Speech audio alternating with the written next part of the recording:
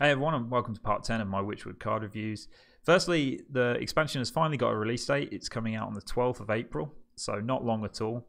And today I've got a bunch of cards to show you, including some interesting legendary cards, so let's get straight into it.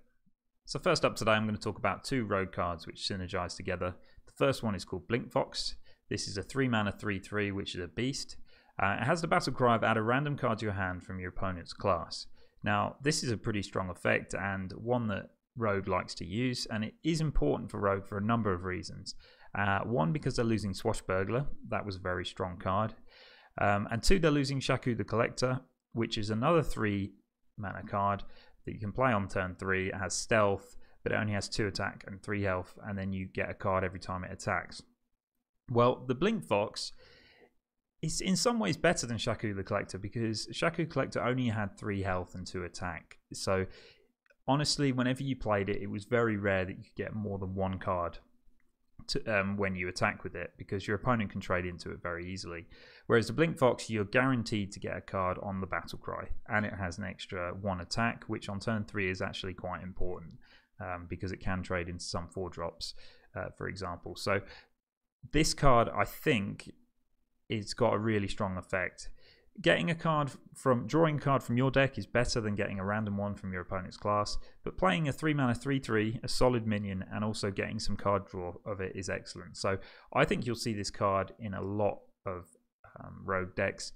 Priest has like the Curious Glimmerroot, which is almost exactly the same as this. It's a 3-mana 3/3, but it has the effect of choose one card from your opponent's class, from your opponent's deck, and if you get the right one, then you get to keep it. So this is arguably a little bit better because you get a random card from their class, and it's guaranteed. So definitely a really strong rogue card, and the Blinkfox also supports this next card, which is a really exciting rogue legendary card called Greymane. Yogg is back, guys. It costs 8 mana, has 6 attack, 6 health, and it has the battle cry of replay every card from another class you've played in this game. Targets are chosen randomly. This is a really cool card, and what makes Hearthstone so great, in my opinion. It's got some key differences to Yogg. So Yogg was a neutral minion that you could play in any class. 2, it would only cast spells, and it casts random spells based on the amount of spells that you had played. So it doesn't replay the spells that you played, but just random ones. This, however, you can have a little bit more control over, because it will replay every card from another class that you have played. That means that if you have gained any minions from your opponent's class, it will replay those minions on the board. So that's quite strong in itself. It will also replay spells that you've had.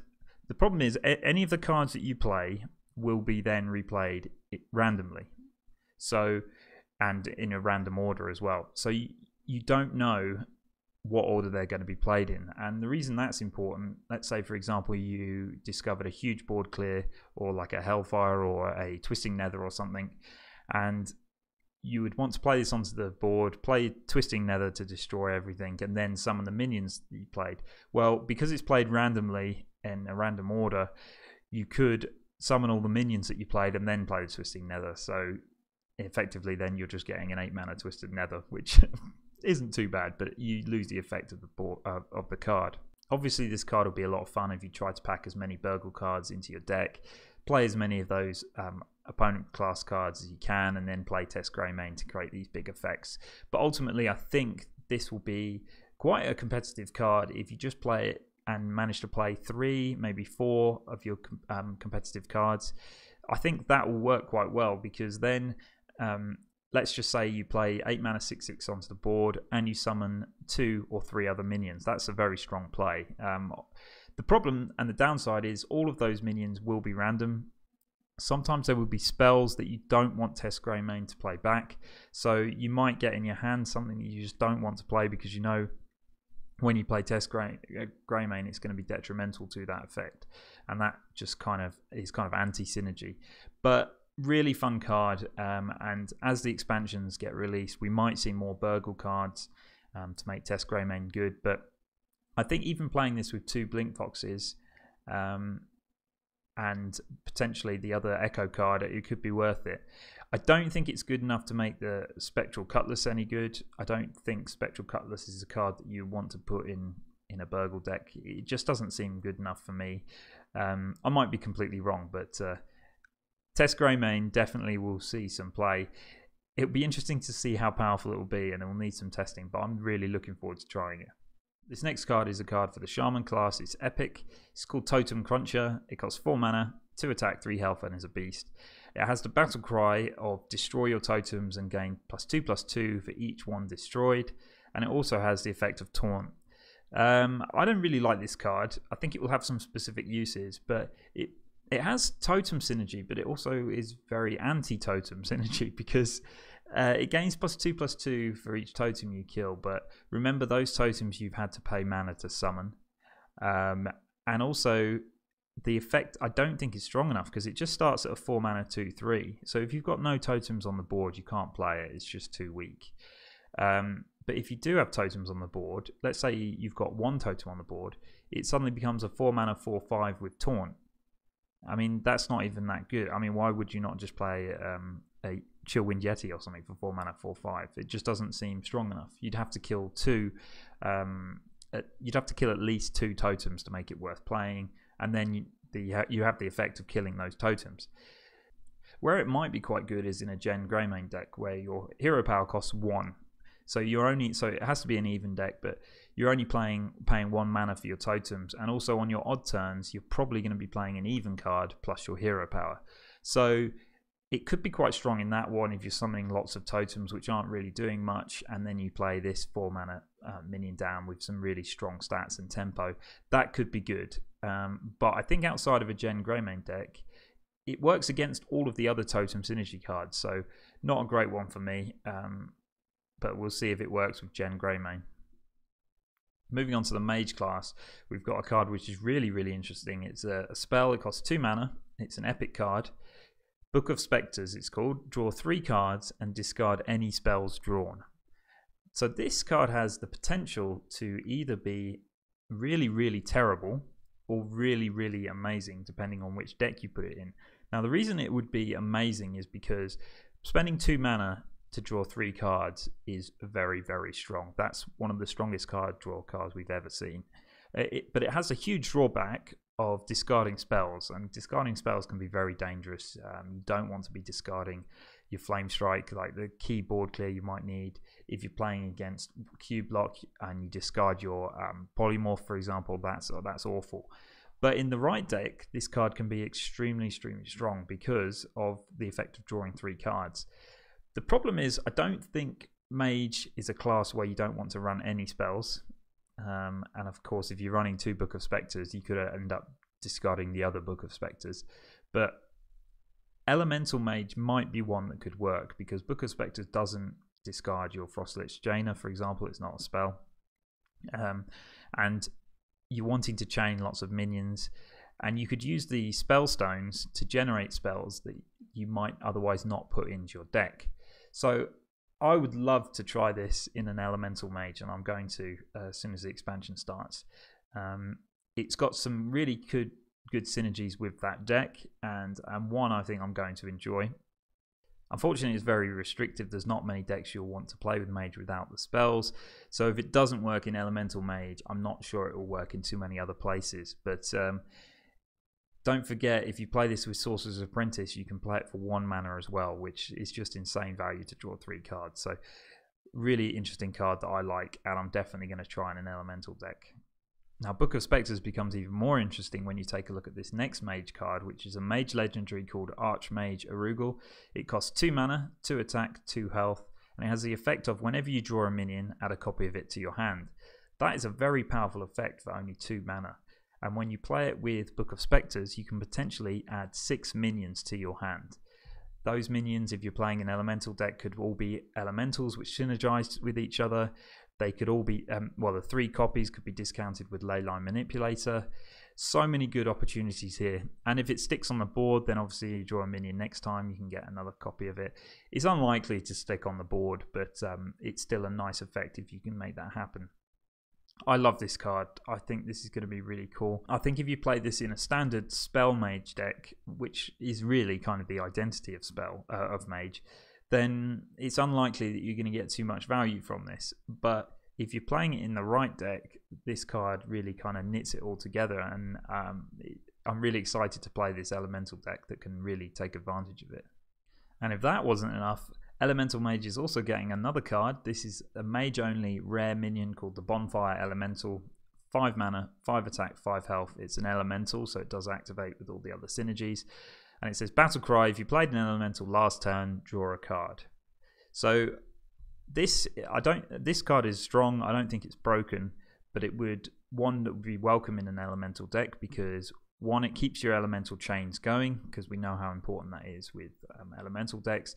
2, it keeps the card draw coming, so you can draw those synergistic cards. And 3, the 5 mana 5/5 stats are pretty good. It's not overpowered in any way, but I think it's one that would slip into an elemental mage deck. So I'm really looking forward to trying this now. Getting quite excited to try that, because I played Elemental Mage in the last expansion and I really enjoyed it. It just wasn't strong enough.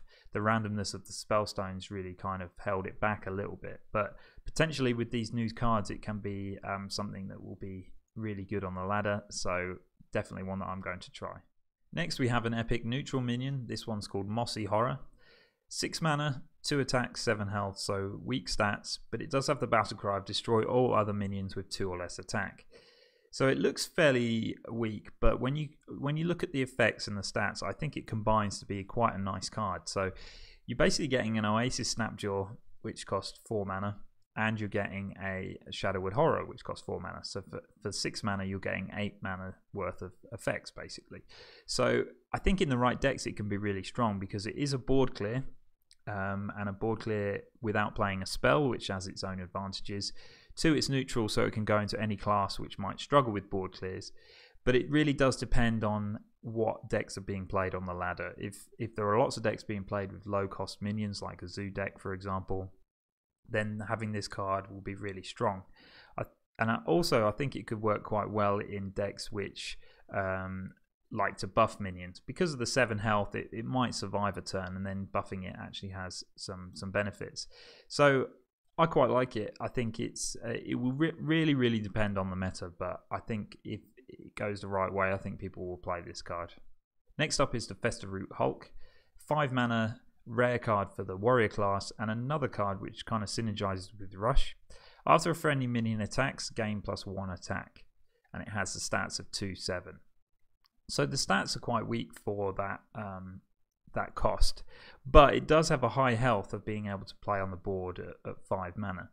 So if you are playing a rush deck, then you could potentially get a couple of attacks off in one turn, and then when the turn that you play this, and then it comes a 5 mana 7/4. If it sticks around, then it can constantly gain a little bit more attack. The problem is warrior can't heal this minion. They don't have any healing, so it's not one that is likely to stick around for too long. But I think in the right deck it can be quite good. The question is whether you want to play it. I think Rush Warrior's already got some really kind of strong synergistic cards, and if you put too many in there, it might just be overkill. So, and I think if it does become overkill, I think this will be one of the first ones that you cut. So finally for today, and last and definitely least, is the Splitting Festeroo. This costs 8 mana. It's an epic neutral minion. 4 attack, 4 health, and has a Death Rattle to summon 2/2 Splitting Saplings. And then when those Splitting Saplings die, you summon 1/1 Saplings. Overall, the stats add up to be quite nice, but actually I think this is a terrible card. Firstly, if it's in your hand, there is no way on turn 8 you want to be playing an 8 mana 4/4. It's just horribly slow. If you recruit the card, it gets better, but then there are lots of better 8 mana cards that you would rather recruit if you could.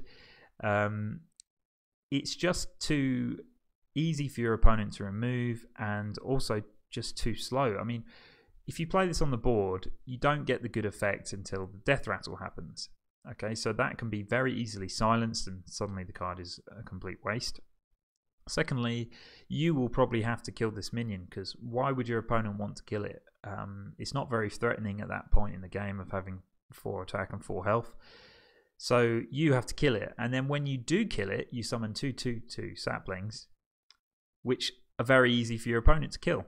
and they're not very threatening to your opponent. And then when they die, they get 1/1s, which again, even less threatening than before and even more easy for your opponent to remove. So not a good card at all. I have a feeling though, maybe Blizzard has printed this card which will synergize with something else. I can't see it at the moment though, so not one that I will want to play for sure. Okay everyone, thank you so much for watching. We're getting really close to the expansion being announced, and I've seen some cards today that have got me really excited now. So I hope to see you in the next video. I'll be doing more reveals as they come out. Not many left now, but hopefully we'll see you there.